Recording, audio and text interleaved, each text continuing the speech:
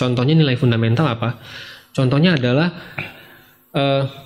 karena nilainya bisa naik dan bisa turun, ataupun itu bisa dijadikan alat investasi, bukan berarti itu menjadi satu-satunya instrumen investasi. Bukan karena public figure ya? Janganlah Pak, hindari. Karena afiliator itu kan juga nongol seolah-olah seperti public figure yang kaya raya, tetapi kan kembali lagi dananya ternyata datang dari aktivitas yang ilegal.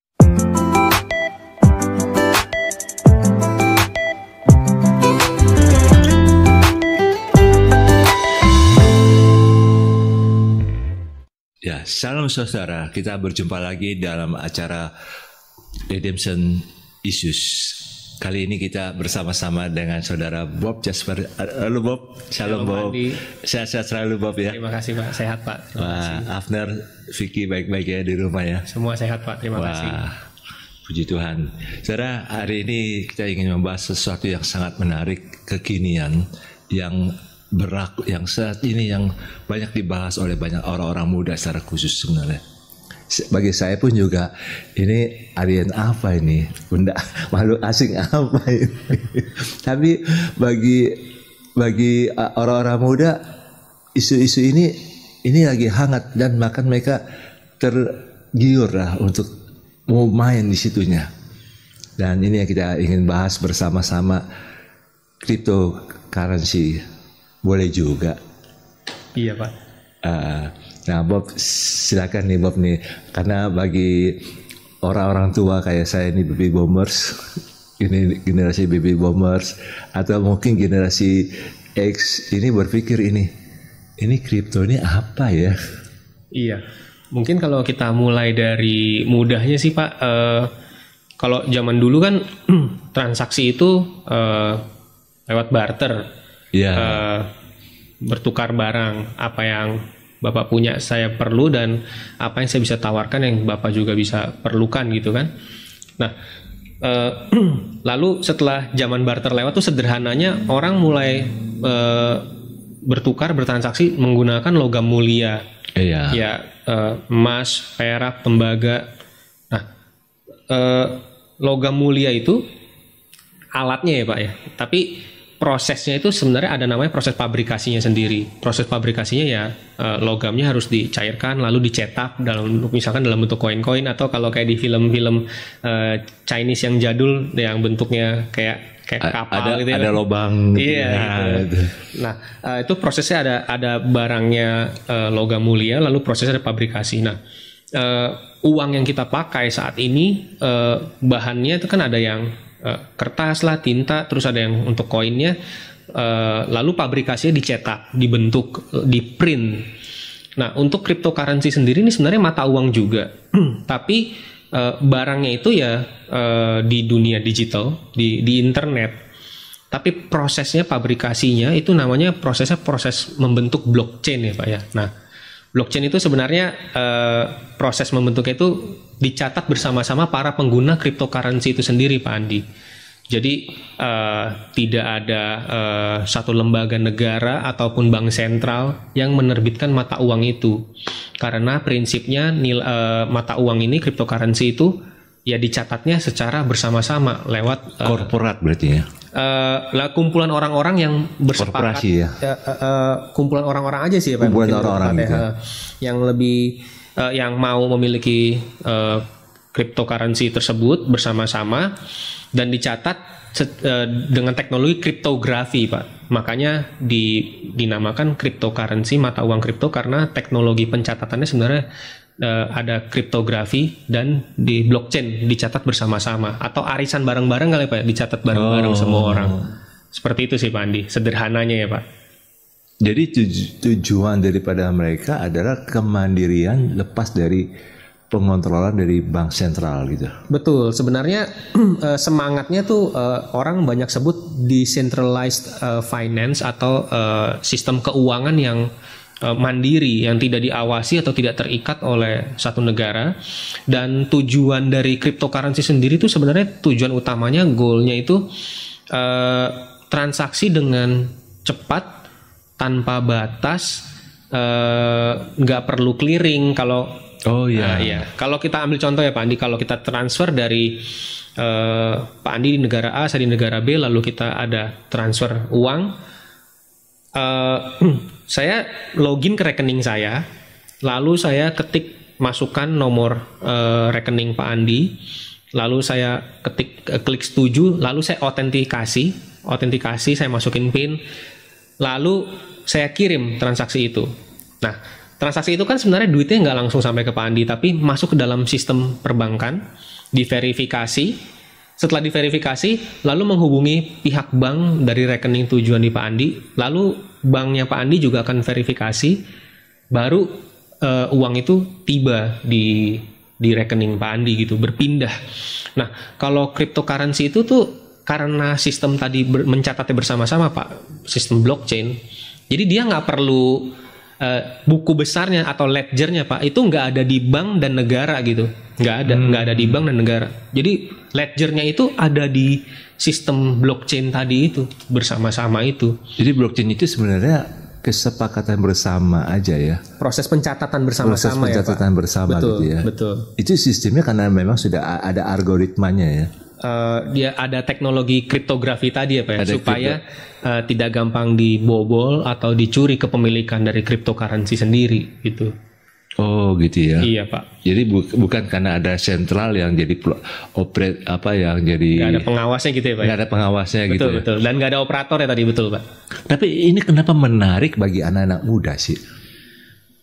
Wah, kalau bicara kenapa menarik ya buat anak-anak muda, mungkin perspektif menurut saya Pak ya, perspektifnya lebih ke arah cryptocurrency dan turunannya, atau misalkan kita sering dengar NFT, non-fungible token, itu biasanya itu bisa dipakai atau banyak dipakai untuk transaksi-transaksi digital Pak Andi. Salah satunya gitu. Dalam dunia mungkin gaming, ya kan game banyak tuh Pak ya, banyak game. Terus dalam game biasanya ada karakter kita. Nah, karakter kita ini atau avatar kita itu kalau kita mau beliin jubah yang baru, senjata yang baru yang lebih keren untuk menumpas musuh-musuh yang lebih sulit atau memenangkan peperangan lawan grup lain, itu tuh transaksinya melalui salah satunya ya Pak, salah satunya itu bisa melalui cryptocurrency ataupun NFT tadi, token non-fungible token. Nah, jadi menurut saya kenapa menariknya banyak anak muda tertarik, mungkin anak muda tersebut satunya banyak main game, jadi pastinya untuk transaksi Pak Andi.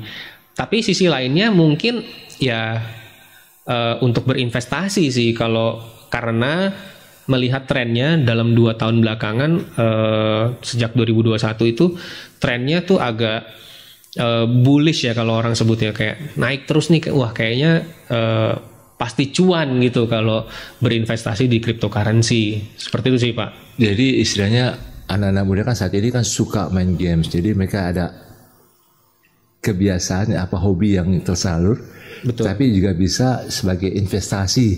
Betul. Jadi ini yang membuat jadi menarik bagi anak-anak muda tentang. Betul. Nah, ada satu pengalaman yang satu peristiwa yang pernah terjadi itu, ada yang ngancam bom di Alam Sutra, mau Alam Sutra itu, tapi dia minta dibayar dengan kripto, Bitcoin. Itu kalau misalnya nggak masuk dalam satu tadi Bob bilang itu blockchain gitu. Blockchainnya oke Pak. Bagaimana bisa masuk itu Bob kalau misalnya orang yang di berarti orang yang ngancem itu juga punya rekeningnya kan Pak? Iya, punya rekening. Dia punya rekening juga dan minta ditransfer. Jadi dia ya itu sih. Jadi karena tadi nggak ada lembaga yang memfasilitasi sebagai pengawas atau regulator, dan juga bank nggak hadir sebagai operator. Jadi kan kalau dibayar dengan cryptocurrency, kalau menurut saya pribadi ya Pak, lebih sulit dihentikan oleh negara gitu kan, lebih sulit dihentikan oleh bank gitu. Makanya kan kalau orang-orang yang melakukan kejahatan biasanya minta dibayar dengan cash atau tunai Pak, supaya lebih nggak gampang dilacak kan Pak. Betul. Nah, tujuannya itu juga sepertinya ke arah sana, dibayar dengan cryptocurrency supaya nggak gampang rekeningnya dibekukan oleh negara tertentu, rekeningnya nggak gampang dibekukan oleh bank tempat dia naruh buka rekening. Balik lagi, karena cryptocurrency tadi sistemnya blockchain, nyatetnya bersama-sama dan bebas regulator, nggak ada orang yang mengawasi. Jadi pergerakannya itu lebih sulit habis dia berbuat kejahatan, maka dia lebih sulit dibatasi oleh bank ataupun oleh negara tertentu. Nah ini juga yang menjadi salah satu kekhawatiran ya Pak Andi, menjadi concern bahwa cryptocurrency itu menjadi sarana money laundering atau pencucian uang. Contohnya kalau orang-orang yang mendapatkan dana-dana dari aktivitas yang ilegal, mereka belikan cryptocurrency, itu juga mereka lebih gampang melarikannya kan Pak. Jadi mereka lebih bebas bergerak karena mereka nggak gampang rekeningnya dibekuin oleh bank tertentu atau dilacak oleh negara tertentu lalu dibekukan juga rekeningnya. Jadi lewat cryptocurrency itu bisa menjadi salah satu sarana pencucian uang gitu sih Pak Andi. Jadi walaupun misalnya pengedar narkoba gitu lah. Ya, human trafficking gitu ya Pak. Human trafficking. Jadi kalau mereka bisa ditangkap oke lah, tapi nggak bisa dimiskinkan mungkin. Nggak bisa dimiskinkan gitu lah. Jadi otoritas pada saat itu nggak bisa memiskinkan. Betul Pak. Itu yang memang nggak gampang ngebekuin rekeningnya. Nggak gampang membekuin rekeningnya ya. Berarti ya memang ini ada bahayanya ya kripto. Betul Pak. Ada sisi positifnya tadi, transaksinya nggak perlu lama, nggak ada sistem clearing yang mesti ditunggu, dan cepet, kapan semua orang dimanapun bisa bergabung, bisa beli dan ikut bertransaksi dengan cryptocurrency. Ya tetapi di balik semua kelebihan itu juga masih banyak kelemahannya. Kembali lagi karena nggak ada regulator Pak, jadi banyak celah ini untuk dimanfaatkan untuk di kejahatan gitu. Dengan peristiwa Rusia menyerang Ukraina ini kan akhirnya euro itu negara-negara euro lagi mengamati ini jangan oke lah, moneter Rusia lagi dijaga ketat nih. Iya, dibatasi, diberikan sanksi. Tapi dari kripto ini kan bisa dipakai masuk ini. Iya, mungkin juga bisa Pak. Tapi mungkin yang sanksi yang negara Barat sedang atau banyak negara yang berikan kepada Rusia adalah membatasi suplai barangnya juga ya Pak. Jadi kalau dalam hal perang ya Rusia juga negara yang cukup besar, makanya mempengaruhi kenaikan harga komoditas dan minyak bumi, khususnya minyak bumi ya Pak, karena Rusia salah satu penghasil minyak bumi yang terbesar juga. Mungkin negara lain yang setelah memberikan sanksi ekonomi membatasi juga kan Pak, karena dalam sanksi ekonomi jadi nggak ada barang yang dikirim atau barang yang dibeli langsung dari Rusia juga nggak bisa dibeli kan, mereka berhenti membeli juga Pak negara-negara ini. Jadi mungkin bisa masuk lewat cryptocurrency, tetapi ya dalam hal perang lebih kelihatan sih Pak, lebih gampang dilacak ya. Tapi kan yang bahaya yang paling besar sebenarnya lebih ke arah tindakan kriminal atau illegal acts ya Pak. Yang bahayanya sih ya. Betul Pak. Tindakan kriminal. Pencucian uangnya. Karena itu pembelian kayak narkoba, jadi pakai kripto itu jadi nggak terlacak ya. Lebih sulit dilacak, betul Pak. Tapi kalau NFT itu memang ini sesuatu yang asing juga bagi saya ini. Tapi NFT itu berarti kan ada pemberian juga kan, jual beli barang-barang. Betul. Buat Bapak, untuk Bapak memperoleh token tadi kan Bapak transfer sejumlah uang. Transfer sejumlah uang ke rekening penerbit tokennya. Karena token banyak jenis kan Pak. Iya. Seperti mata uang aja, cryptocurrency ataupun NFT itu juga banyak jenisnya. Bentuknya apa sih token itu sebenarnya? Bentuknya nggak ada. Nggak ada. Nggak punya bentuk fisik Pak. Kalau misalnya uangnya uang digital kan Pak. Jadi kalau misalnya kayak listrik itu PLN token. beda token. Beda tokennya ya. Pak. Nah kalau di PLN kan itu udah bisa diukur ya Pak. Isi token sekian kilowatt, harganya sekian. Iya. Nah, kalau NFT itu ya kebanyakan, ya kalau yang paling relevan saya bisa pahami sih lewat dunia gaming Pak. Balik lagi tadi kalau beli senjata baru atau beli jubah baru atau beli skill baru, mereka unlock itu dengan membayar dengan token NFT. Nah, jadi sebelum mereka memiliki NFT, mereka transfer dulu sejumlah uang. Baru rekening mereka yang di gaming itu nambah tokennya, baru mereka bisa transaksi di dalam game tersebut. Maka ini juga ada sebagian berhubungan dengan metaverse ya Pak.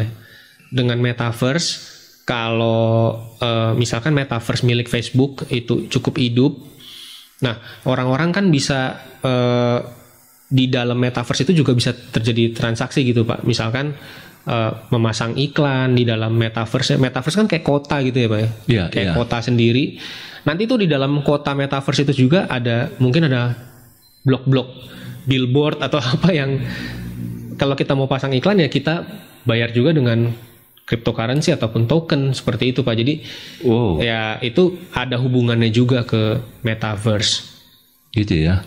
Iya. Ya, ini metaverse saya jadi ingat ini ya, kan ada gereja yang sudah mulai buat ibadah di metaverse. Betul. Apakah gereja tersebut harus bayar pakai kripto? Oh, kalau untuk komunitasnya bergabung, biasanya untuk mendapatkan satu spot atau ruangan di metaverse itu harus bayar Pak. Pakai kripto? Pakai kripto. Jadi memang metaverse itu ya seperti kota tapi ya bentuknya digital gitu ya Pak. Jadi segala sesuatu Jadi yang bisa saja kemungkinan ke depan ini gereja yang beribadah dalam metaverse dia dapat kolektor dari kripto. saya sebenarnya kurang tahu Pak pada prakteknya, cuma itu masuk akal sih sebenarnya kalau dibicarain. Kan ini saya juga baru tahu betul. dari sini. Oh. Betul Pak. Jadi dalam metaverse kalau bukan berarti saya tertarik loh di situ loh. Bukan Pak, betul. Jadi misalkan satu PT ya Pak ya, mereka dalam metaverse Microsoft misalkan, dalam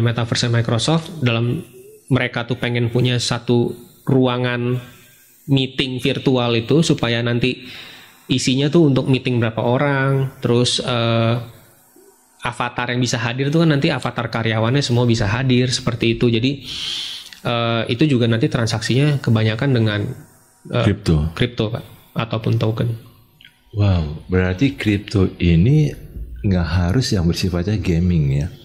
Enggak juga Pak, betul. Tapi ini nanti akan bersangkut paut dengan kehidupan sehari-hari. Mungkin Pak nantinya akan melebar ke sana. Iya, kayak belanja online kan itu juga nanti kalau pakai metaverse juga bisa nanti ke depan ini. Betul. Terus kalau beberapa orang yang jual beli mobil mewah sekarang juga mencantumkan syarat tambahan. Ya bukan syarat sih, tapi dia mencatatkan gini. Saya menerima pembelian mobil ini dengan Bitcoin juga ya gitu. Jadi beberapa jual beli mobil mewah tuh udah seperti itu sih Pak. Jadi nggak yang walaupun ini bukan langsung ketemu, jadi beli ininya pakai Bitcoin. Jual belinya juga bisa pakai. Dia terima Bitcoin Pak. Dia terima pembayaran. Dia lepas mobilnya, dia terima pembayaran. Kalau kamu mau bayar pakai Bitcoin, saya juga terima gitu. Dan itu Bitcoin atau kripto itu hanya elektronik ya. Jadi bukan bentuk digital, kayak betul Pak. Bukan bentuk kayak koin atau Tidak apa. ada fisik. Yang orang negara-negara tertentu yang sedang bangun itu ada ini pertambangan yang bisa dijadikan kripto. Oh, nah proses mencatatkan ledger tadi atau dalam blockchain Pak, memang ada prosesnya namanya miningnya Pak ya, proses menambangnya. Karena untuk membentuk tadi catatan blockchain yang banyak itu kan juga membutuhkan banyak komputer Pak Andi. Jadi sebenarnya dalam proses mencatatkan atau memasukkan blockchain itu sendiri itu sebenarnya butuh ada istilahnya disebutnya mining atau proses menambang cryptocurrency gitu. Jadi kalau dia bilang kantornya itu membangun tambang kripto, ya sebenarnya dia tuh lagi nyiapin infrastrukturnya Pak ya, kayak servernya atau komputernya untuk mencatatkan. Itu. Jadi bukan pertambangan yang bukan Pak, bukan real dia nambang. Bukan. Tapi Pak, infrastruktur daripada komputer atau internet itu sendiri gitu. Ya. Betul Pak. Jadi kalau dibilang proses makanya ada beberapa isu yang mengatakan begini, maraknya cryptocurrency itu tidak ramah lingkungan. Kenapa? Karena semakin marak cryptocurrency, semakin banyak komputer yang perlu hidup dan mengkonsumsi energi listrik ya Pak ya. Jadi makanya dibilang ya cryptocurrency juga sebenarnya bukan aktivitas ekonomi yang hijau gitu ya, yang environmental friendly gitu. Ada beberapa hal yang dicatatkan seperti itu sih Pak. Ada isu seperti itu. Iya. Berarti ini yang kenapa saya ajak diskusi seperti ini karena Ya, untuk orang-orang tua ini kan sesuatu yang asing nih. Tuh Pak. Kalau dulu kita berpikirnya kalau mau investasi yang aman zaman dulu. Iya. Beli aja emas. Betul. Pasti 1 tahun itu pasti naik 10%. Nah, kalau kita bahas emas itu ada alasan lainnya sih Pak. Karena sifat dasarnya ya Pak ya, emas itu terbatas, logam mulia itu terbatas. Iya. Sedangkan mata uang atau uang biasa itu, uang fisik dari masing-masing negara itu tidak terbatas Pak. Iya. Kapan aja negara mau cetak sebenarnya bisa kan. Meskipun ada ongkosnya nanti inflasi naik gitu. Iya. Terlalu banyak mencetak uang. Betul. Tetapi balik ke sifat scarcity ya Pak, atau kelangkaan dari barang itu sendiri gitu. Kalau emas itu terbatas, uang itu dianggapnya kan atau sifatnya tidak terbatas, gampang dicetak atau bisa dicetak kapan saja gitu. Nah, itu beda lagi sih Pak kalau dibilang emas nilainya pasti naik, karena banyak orang berpegang pada emas itu sendiri sebagai landasan lindung nilai atau hedging Pak, lindung nilai, karena percaya sifatnya langka, maka tahun depan emas tahun ini pasti di tahun depan menjadi lebih sedikit kan, karena makin banyak ditambang, makin banyak orang yang membeli, makanya makin hari logamnya makin langka gitu. Makanya di orang-orang percaya nilai emas pasti naik. Iya. Tapi kalau kita pegangnya uang fisik atau mata uang negara tertentu, andai kata rupiah ya, kita contohkan rupiah sendiri kan nilainya tidak akan terus naik ya Pak ya.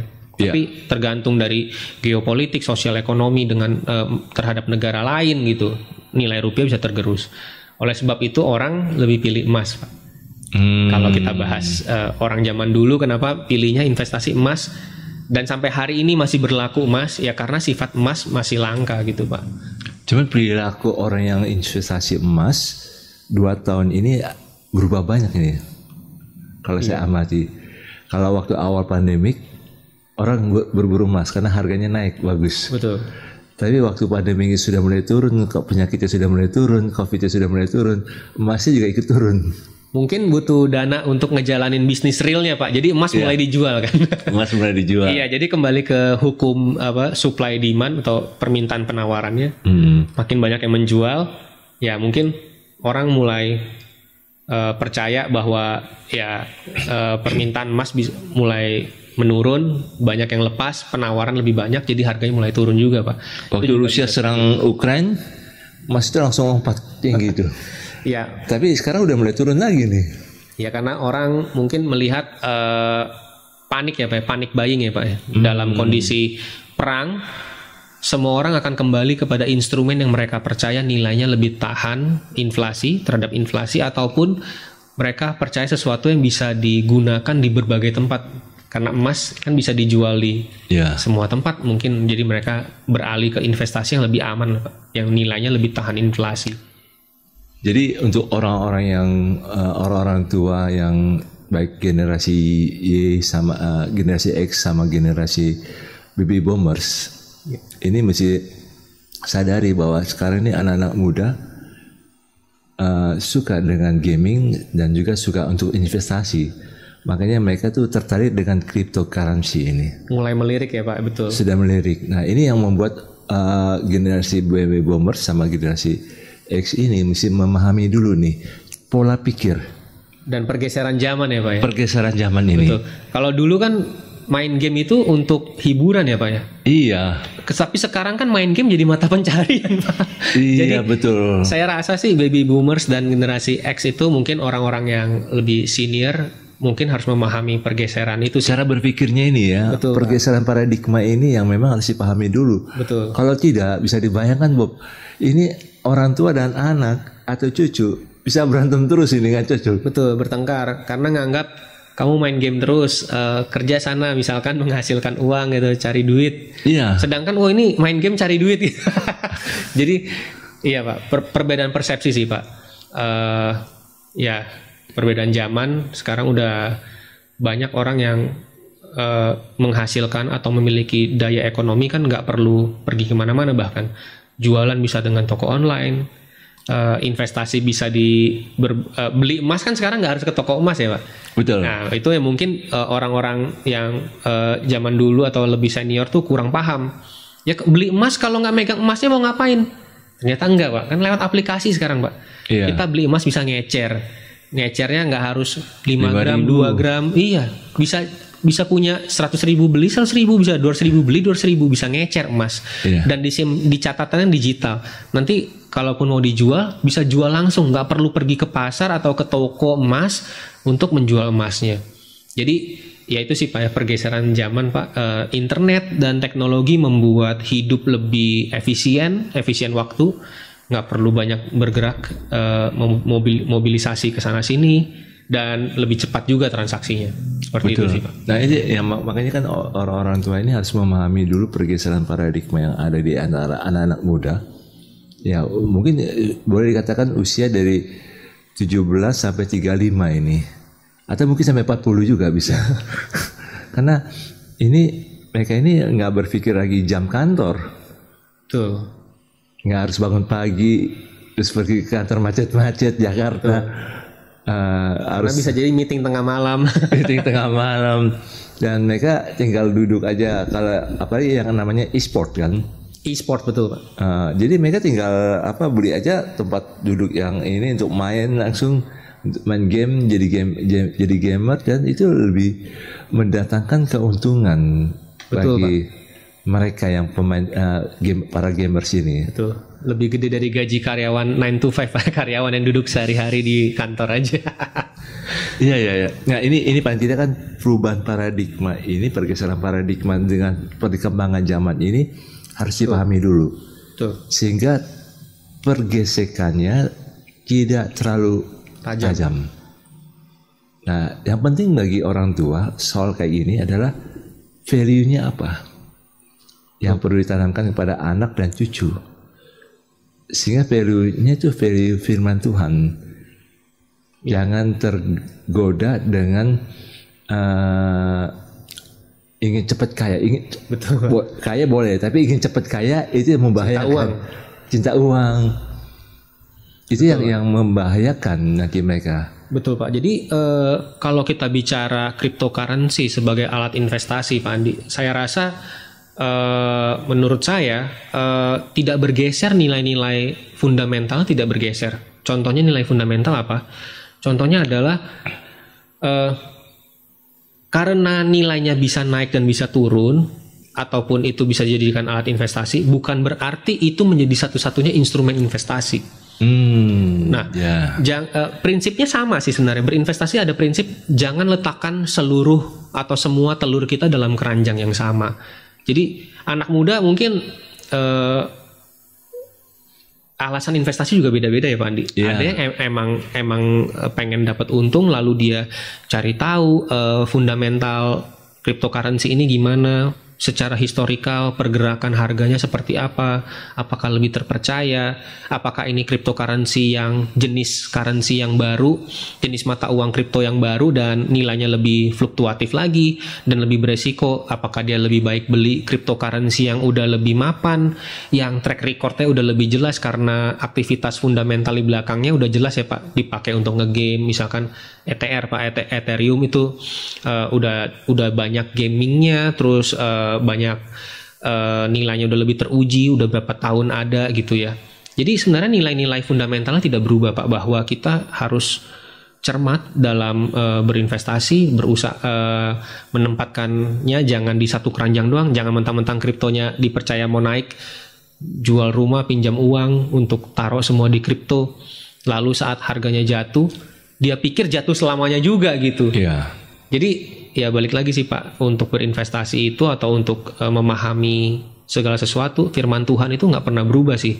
Ujilah segala sesuatu, kata firman Tuhan. Jangan ingin cepat kaya. Lalu banyak yang terjebak dengan binary option, kan sebenarnya itu judi aja ya. Sebenarnya itu judi aja. Nah itu yang membuat orang pengen mencoba atau pengen ikut-ikutan, kan sebenarnya jalan pintas Pak Andi. Ingin mencari uang atau menghasilkan uang dengan jalan pintas. Binary option sangat gampang kan, namanya binary option, pilihan antara dua. Binary itu kan artinya dua, ya kalau nggak yang kiri yang kanan gitu. Binary option ya kalau ini nanti nilainya akan naik atau mau turun. Itu kan kayak persis seperti judi aja. Iya ya. Tapi orang menganggap hidup itu, mendapatkan rezeki itu, mendapatkan berkat itu semudah ini juga. Ya cukup taruh di tempat yang naik-naik, turun-turun. Jadi suka main tebak-tebakan ya Pak. Jadi suka judi juga sebenarnya. Suka tebak-tebakan, pengen cepat kaya, jadi ikut-ikutan lah. Nah, sebenarnya balik lagi kalau kembali ke prinsip apakah boleh berinvestasi ya di dalam cryptocurrency, tentu saja boleh Pak Andi, tapi ya dipahami dulu lah. Kamu beli mata uang kriptonya ini yang jenis apa, dipakai untuk aktivitas apa, dan berapa lama dia sudah ada, seperti itu Pak. Jadi harus anak muda yang memang mau main itu mesti tahu dulu nih bagaimana penggunaan cryptocurrency ini. Betul. Terus juga apa sih yang dia jual belikannya. Betul. Jadi betul-betul harus betul-betul menguasai. Karena saya perhatikan kayak NFT itu aneh-aneh aja yang dijual itu semua. Muncul yang baru-baru juga. Muncul yang baru-baru juga, monyet, ayam. Iya, semua maunya sih Pak, karena lagi booming ya semua orang pengen buru-buru punya gitu. Buru-buru punya gitu ya. Yang penting ada ininya. Tapi kan sebenarnya kan sesuatu yang itu nggak sangat mendasar ya untuk jangka panjang ya. Betul Pak, dasar-dasar transaksinya masih lemah gitu. Masih lemah gitu. Betul. Ya. Kalaupun juga dia bisa beruntung, bisa menjual dengan baik, punya keuntungan, ya mungkin saat itu dia lagi beruntung lah istilahnya. Betul Pak, dan ya namanya instrumen ya Pak ya, bisa naik bisa turun kan. Betul. Dia pikir tempat dia taruh cuma bisa naik, nggak bisa turun. Jadi sebenarnya nggak paham sendiri sih Pak makna investasi, nggak paham makna untung rugi sendiri sih. Jadi tertutupi matanya, terbutakan oleh ingin cepat kaya. Karena nafsunya ya. Betul Pak. Nafsunya. Terburu-buru jadinya. Jadi boleh sih main kripto, tapi harus mengoreksi motivasinya ya. Iya, betul Pak. Sadar motivasinya, lalu sadar uangnya nih Pak. Ini uang dapur apa bukan nih Pak? Iya. Iya betul. Kalau uang lebih boleh sih dikit. Betul Pak. Dan jangan leverage trading Pak. Leverage trading itu maksudnya beraktivitas trading, terserah deh mau saham, kripto, terserah. Tapi tradingnya itu dengan leverage Pak, datangnya dari hutang, dibiayainya oleh hutang. Oh iya. Wah itu juga double damage itu Pak. Jadi ya hindari memakai uang yang sebenarnya itu uang kebutuhan pokok, uang yang liquid yang harusnya bisa membiayai sehari-hari, buat makan aja dipakai buat trading. Terus jangan sampai ngebiayain trading dari hutang, seperti itu sih Pak. Iya, apalagi pakai pinjol lagi. Pinjol ngasih bunga misalkan 9%, ini kriptonya tumbuh seminggu terakhir 12%, dia pikir dia pinter, dia pinjam pinjol, dia beli kripto. Leverage trading udah salah Pak. Iya. Biasanya kan kalau trading ini kan dari uang lebih yang dikumpulkan untuk benar-benar untuk investasi saja. Investasi, bukan betul. Dari pinjaman-pinjaman yang jadi tambah sulam nanti. Betul, berbunga lagi. Berbunga. Ya ini khususnya untuk orang-orang yang memang mau main situ boleh, tapi kan mesti mengerti dulu sistem kerjanya dan tahu motivasi hatinya itu bagaimana. Betul Pak. Karena itu yang men-steer dia. Jangan sampai lihat orang beli Lamborghini, dia juga mau beli Lamborghini juga. Lalu mulai ikut-ikutan binary option yang sebenarnya nggak legal ya Pak ya, nggak legal juga gitu. Jadi apakah kripto itu harus ya kayak dulu tuh ada yang namanya ASIC token gitu loh. Nah itu token, ya. Apakah itu juga karena dianggap itu ilegal karena belum terdaftar di OJK. Supaya itu mesti pakai terdaftar di OJK?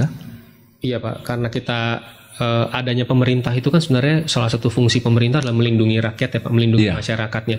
Dan juga salah satu peranan OJK adalah melindungi dana ataupun aliran dana dari dalam negeri ini ya.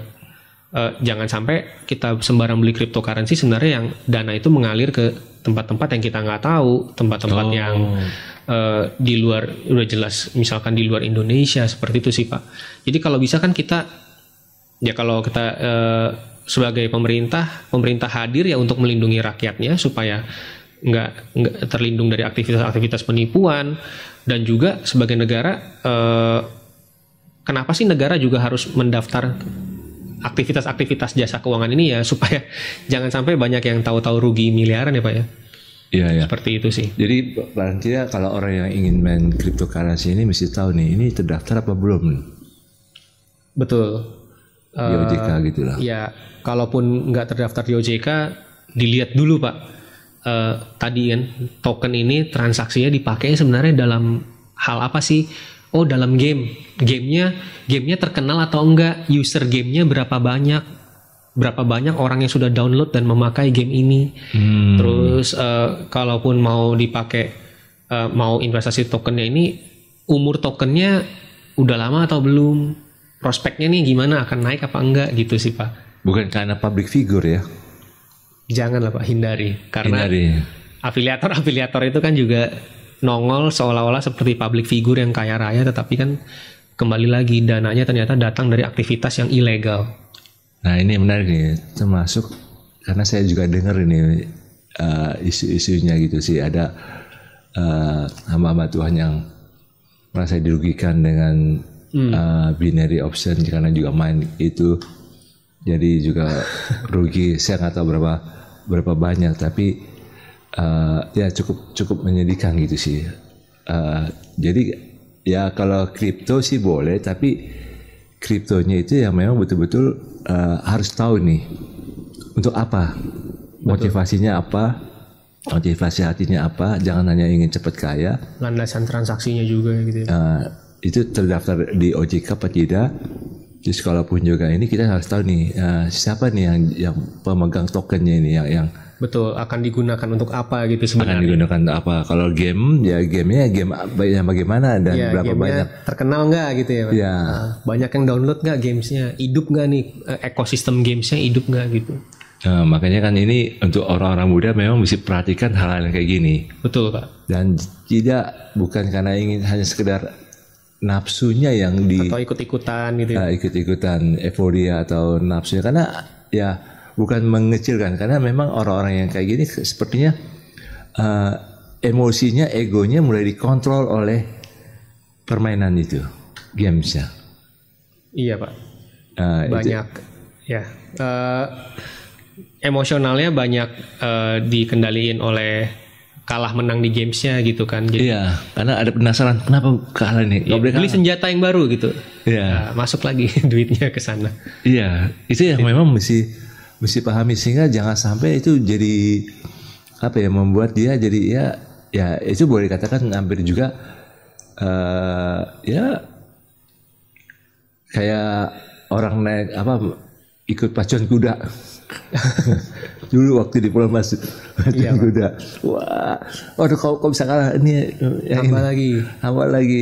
Kecanduan jadi Pak. Kecanduan. Betul. Itu yang kalau memang sudah kecanduan, lebih baik berhenti, bertobat. Betul Pak. Mengendalikan diri ya. Mengendalikan diri. Sehingga ya jangan sampai mengalami kerugian yang besar gitulah. Tuh, harus terukur juga sih jadi. Harus terukur gitulah. Karena kalau misalnya karena nafsu, karena nggak mau kalah, itu membuat dia juga jadi akhirnya bisa dikontrol oleh game.